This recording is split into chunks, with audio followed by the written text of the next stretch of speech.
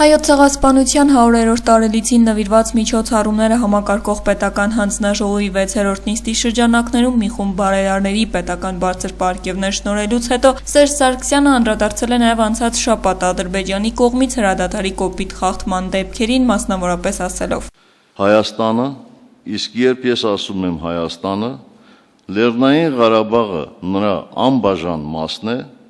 երկրագնդի ամենառազմականացված տարածքներից է։ Այս հայտարարությունը հանրության մի մասը ընդունեց մեծ ոգևորությամբ, արձանագրելով, որ պետական մակարդակով նման օրինակ հայտարարության վաղուց են սպասել։ Մյուս մասը, սակայն, բարձրաձայնում է հայտարարության հնարավոր վտանգների մասին։ Հիշեցնենք, պաշտոնապես Հայաստանը խուսափում է հայտարարել, որ հակամարտության կողմ է։ Հայ ազգային կոնգրեսի արտաքին հարաբերությունների հանձնախմբի ղեկավար Վլադիմիր Կարապետյանը հիշեցնում է Եվրոպական դատարանում Չիրագովը եւ մյուսներն ընդդեմ Հայաստանի հայցը, որտեղ Ադրբեջանը ամեն կերպ փորձում էր ապացուցել, որ իրականում իր հետ պատերազմի մեջ է ոչ թե Ղարաբաղը, այլ Հայաստանը։ Հայտարարությունները, որոնք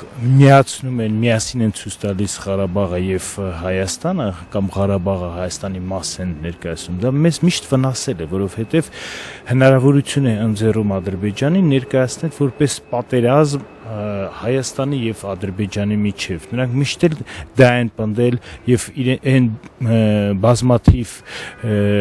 բանաձևերը, որ ընդունում են միջազգային տարբեր կազմակերպություններ, հատկապես վերջին շրջանում, գալիս են դա ապացուցելու, որ Ադրբեջանի վերսիան վարկածն է ավելի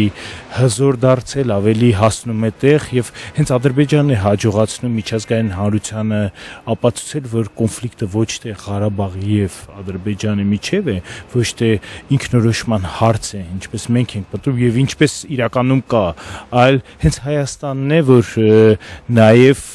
զավթել է այդ տարածքը։ Սերժ Սարգսյանի այս հայտարարությանը արձագանքել է նաև Ադրբեջանի արտաքին գործերի նախարարության խոսնակը, ասելով, թե մեջբերում եմ, սա ադրբեջանական հողերի օկուպացիայի հաջորդ ապացույցն է։ Վլադիմիր Կարապետյանը համոզված է, որ Ադրբեջանը միջազգային հարթակներում կշահարկի Սարգսյանի այս հայտարարությունը, որը հականդամի կարծիքով Հայաստանի շահերից չի բխում։ Անդրադառնալով հարցին, թե ինչքանով է ադեկվատ Հայաստանի Հանրապետության իշխանությունների արձագանքը ստեղծված իրավիճակին, Վլադիմիր Կարապետյանը նշում է, որ պետք է սպասել տեսնելու համար, թե Սերժ Սարգսյանի հայտարարությունները կամրագրվեն գործողություններով, թե ոչ։